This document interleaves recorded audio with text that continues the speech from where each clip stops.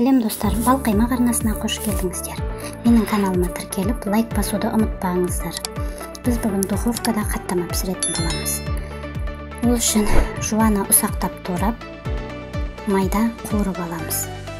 Осылай майда қуырып алып, іш май немесе тоң майды майда шыжғырып аламыз. Мен іш майды шығырып алдым. Осылай шыжғырып алып, іш майды бөлек ыдысқа түсіріп аламыз. Шыжығын түсіріп алып, енді қамыр дайындаймыз. Ұнға тұз сеуіп қамыр жасаймыз.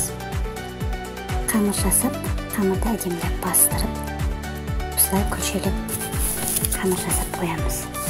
Енді жаңағы шығырып алған іш майдың үстіне сары май қосып ерітіп аламыз. Сары майды ерітіп алғаннан кейін қамырымызды шұқалап жайып, осылай іш май мен сары май араласқан салмамызды жағып, қамырдың үстіне бір тегіс қылып, бәріне жағып шығамыз. Щеткамен немесе қолмен, маған қолмен жағу ыңғайлы болған соң, мен қолмен жақтым. Және де жаңағы іш май мен жуа қосылған салмамызды салып, бір шетіне салып шығамыз. Мен іш майды аз салдым, өйткені шыжығын балдар көп жей қоймайды. Балаларым сондықтан аздау салдым.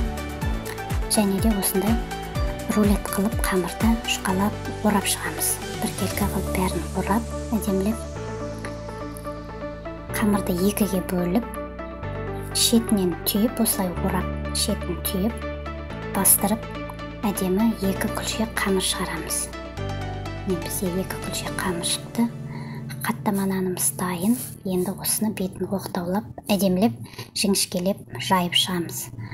Жайып шығып, противенге салып, бетіне жұмыртқаның сарысымен сүт құйып, осылай бетіне жағып шығамыз. Және кунжут себеміз.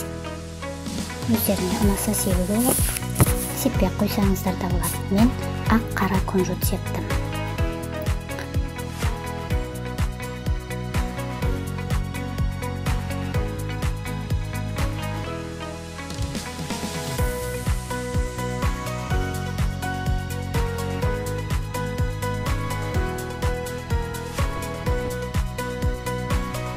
Ақ-қара кунжут сеуіп, осылай пешке дайын болғанша духовкаға саламыз.